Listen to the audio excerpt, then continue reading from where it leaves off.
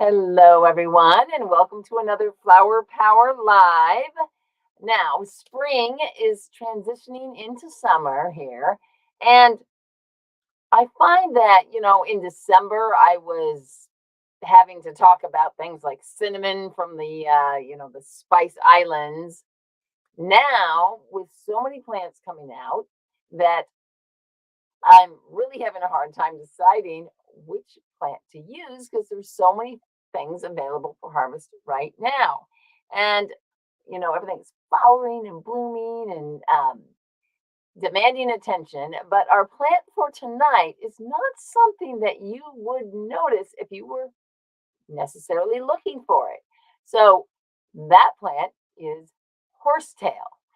I'm Allison from the Well Cultivated Life, and thanks for joining me here for Flower Power Live, where tonight we're talking about this kind of funky plant that grows around in different sort of wet, boggy areas all around, pretty much all around the Northern Hemisphere. So, horsetail is a wild plant, and its botanical name is Equisetum arvens, and it's also known as scouring rush and puzzle plant.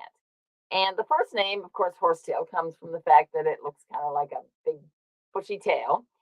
But the second name, scouring rush, comes from the fact that if you touch it, it actually feels very rough.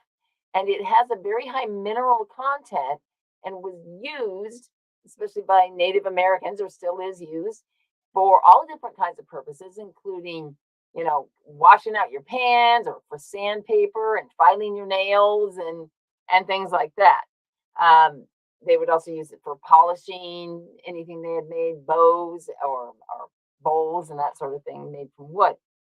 So it grows usually in wet, marshy areas and often sandy areas. And this is where it gets its high amount of mineral content, specifically silica being the number one mineral that it's well known for having a lot of. And it's pretty much the highest concentration of silica of any other plant. Now, it also has the ability to put roots way down into the earth where it can access a mineral rich bedrock and pull other types of minerals out of there as well, such as, calcium, and selenium is another one that it can take up.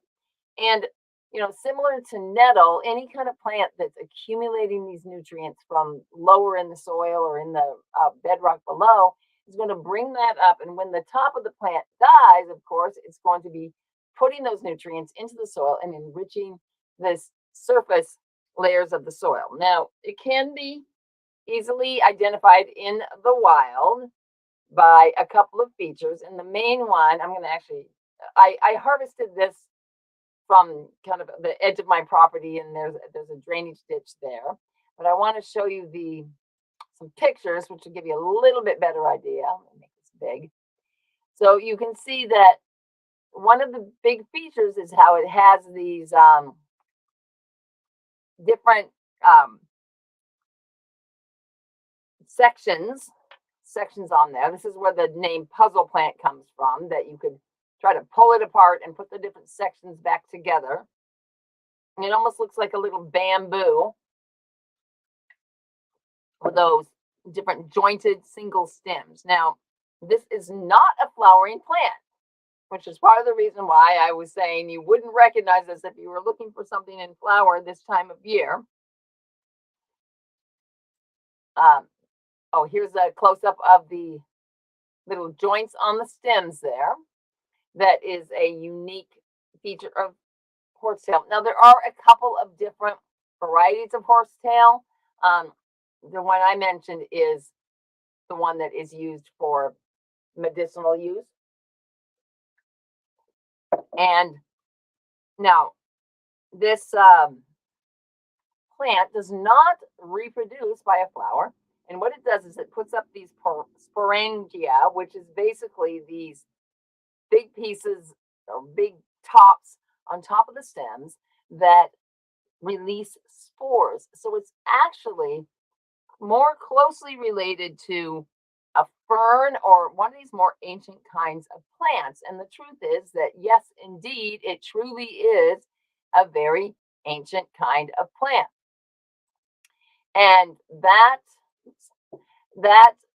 is one of the interesting things about horsetail. Now, normally on my show, sometimes I'll have a section when I'm like writing out my show notes that'll say history. And usually that means the history of the plant as far as uh, human history interacting with the plants. But in this case, we're going to call this prehistory or prehistoric history because this genus that horsetail belongs to actually has been traced back to almost 400 million years ago. And so this plant has survived throughout all of these different iterations of the earth and glaciers and all the different things.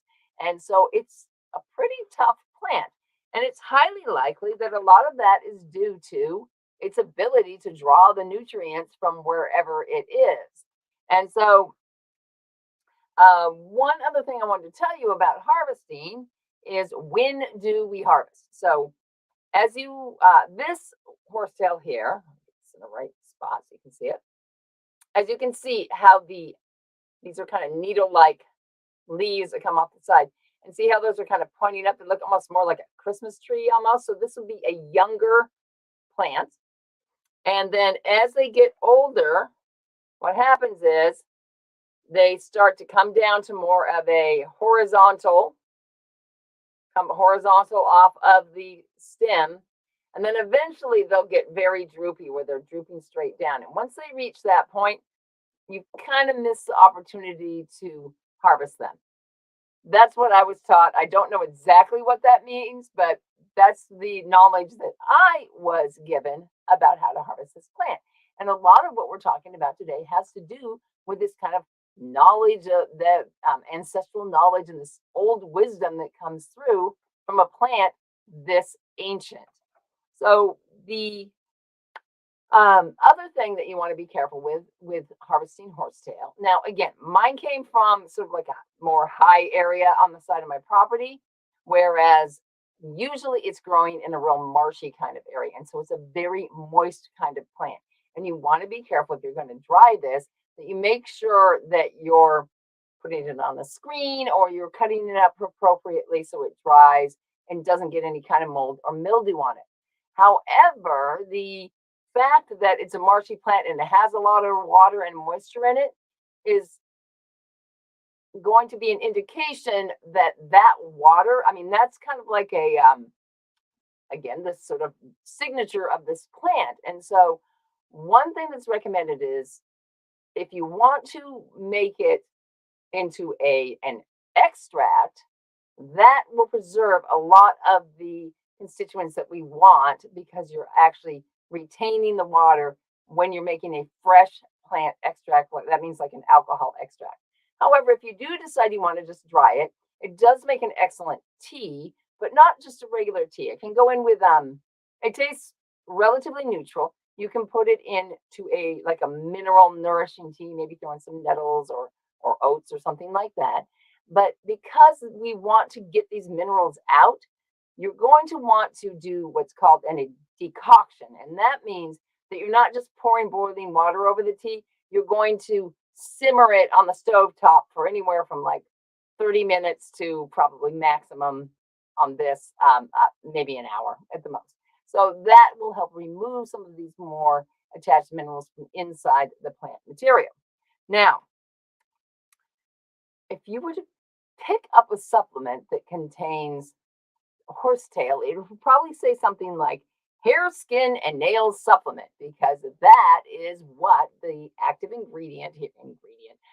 active constituent in horsetail is silica, and that is known for really helping us with all of these different kinds of cartilage, bones, hair, skin, nail, these sort of connective tissues. And so anybody who needs silica, aka horsetail, is going to have indications of sort of brittle hair, or chipped nails, or like striations on your nails, a lot of hangnails, and soreness and, just kind of weak hair and that sort of thing. So that is a good indication that maybe you need to have a little bit more silica. And of course, horsetail is a great way to get a lot of silica into your diet. And another thing that I saw that it's also indicated for people that might have that infamous toenail fungus that just never will go away. So if that's something that you're dealing with, you might consider trying some horsetail, or even a silica supplement. Now, got my paragraphs all mixed up today. So some other uses for since I knew this was a native plant, I figured I might pull out my really cool ethnobotanical book, Iwigara by Enrique Salmon, or Salmon maybe. And in there, he talks about the uses of the native people and says that they used it in so many different ways, or use it, I should say. As a poultice to stop bleeding or treat rashes, as they also made like a decoction or infusion out of it, and you could drink it. An eye wash. It was used for bladder, kidney, and urinary tract infections, backaches, coughs, cold stomach problems, constipation. Also, interestingly, for internal bleeding and to expel after birth, so during some of the birth processes, and also for rheumatism. Now, there is a homeopathic remedy called silica. And of course, as you know, I love Matthew Wood and I get a lot of my information from his books. And he uses the horsetail extract very similarly to how he would dose with a homeopathic remedy, because again, it's the main constituent of that. And so one of the main things that silica is used for in homeopathically, so it's like energetically, is to draw out slivers or pus or things like that out of wounds. And so you can also use the extract in that same way. Now, again, horsetail is high in silica, and so it can be used for any kinds of what might be considered a silica deficiency. And Matt Wood it was an interesting little piece of information he had in there, because he was talking about how people who look at using plants from a sort of just materialistic or just a specifically sort of a physical effects, how does the chemistry affected by the constituents of this plant, would think, well, that seems ridiculous, because silica is actually the most abundant element on Earth, like way more than the next one, for which I believe is iron. And so how could we possibly be deficient in silica, right? Well, it turns out that horsetail has this really cool way of being able to take the silica and make it bioavailable. In fact, one of the brands of a silica supplement you can find is called BioCell. And so this is supposed to be a biologically available silica, because silica is basically sand, right? And so there's a big difference in the way that we look at how a plant not only has a constituent, but how it's able to work with humans. If you've ever read the book Botany of Desire, and if you haven't, you really should, it is such an interesting book about how humans and plants have sort of co-evolved together to be able to work both food, medicine, all those things. Don't have time to get into all of that here today, but if you haven't read that book, it's very, very good. Now, there is some conflicting information there's always what's called contraindications. And what that means is, for example, pregnant women should not be taking silica, or not be taking horsetail, unless it's recommended by a doctor. And so there's two areas that I saw that are kind of a warning, but they're also unclear. And one of those is that it can be really irritating. Like some people if you make a tea, that's one thing. But if you're actually going to try to harvest it, like wild harvested as a wild edible, it can cause digestive issues for some people. And, you're eating basically like nature's sandpaper. So you can imagine how that might really bother some people's GI tract. And the thing is that in the Iwagara book, one of the ways that horsetail was used was it was harvested early in the spring, and eaten like asparagus. So that's up to you. How is your GI tract? Do you think you can handle it?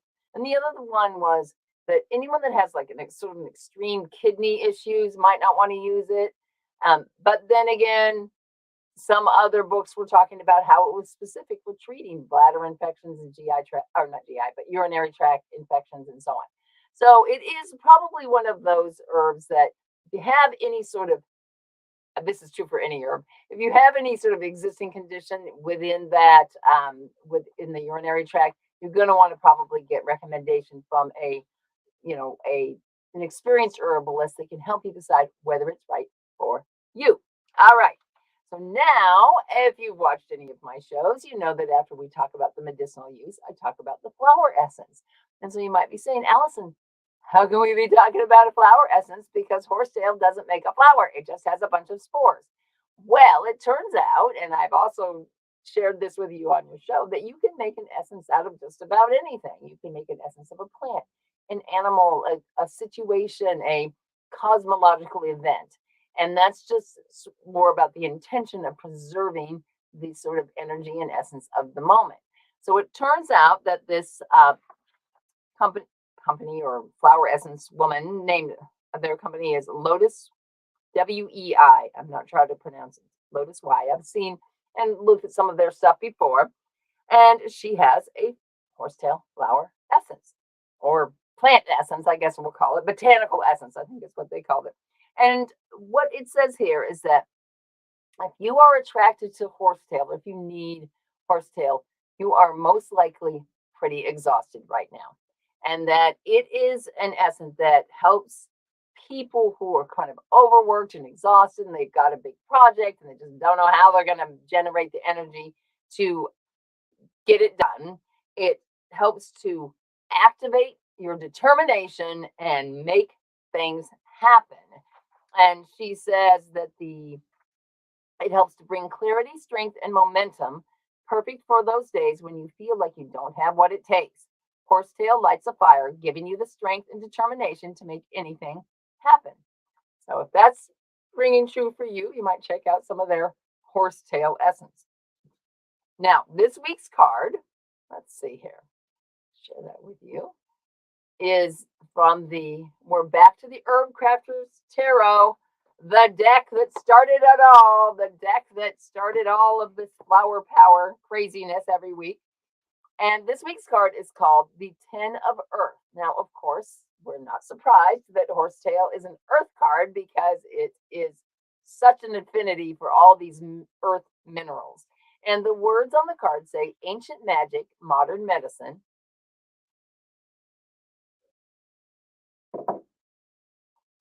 Find strength deep within. The wisdom of the elders takes root in the bones of youth. And on the picture, there's a basket that's decorated with horsetail root, which you can also harvest the root as well. And it sits on a bridge over a dense marsh. Alder trees lean to create a canopy above. The lush blanket of green covers the muddy earth beneath. The young spring shoots of horsetail are perfect for gathering. So the message from this card is really about recognizing and connecting the greater purpose of life and sort of the innate knowing of our bodies. So ancient history and the lasting endurance of horsetail really is symbolic of the wisdom of our ancestors. But this isn't really not in the usual sense that I talk about. I'll talk about how important it is, for the ancestral traditions and passing down the herbalism knowledge and things like that. But really, what we're looking at here is something a little bit more subtle, perhaps. So horsetail has this way of knowing how to create bioavailable silica. why would it care, right? It's available to it. Why would it be able to make silica that's available for biological use? And so what came up for me around this was how, this is a more holistic look at herbalism, to look at like, wow, how did the plants and humans have worked together over so many millennia? And it just goes way beyond this kind of like, oh, I put this chemical in and my body reacts and it heals or doesn't heal or whatever it is. And I really truly believe that a lot of this has to do with our DNA being more than just a blueprint for how to how to build the structure and how to run the physiology, but also just like a DNA for more like subtle body systems and the whole energetic relationships that we have with other people and with the world around us. So that's because we get knowledge in ways that's not just from our head, it's also from our more intuitive selves. And so recognizing this, as the card says, this sort of underground connections, I mean, that's really what these intuitive connections between people really are. And so recognizing this, and how do you share that kind of innate knowledge that you have? When you are going out into the community, how are you sharing your skills or your knowledge or your wisdom or traditions that you have, cooking, building things, how to garden, how to plant, and how you're sharing that out into your community?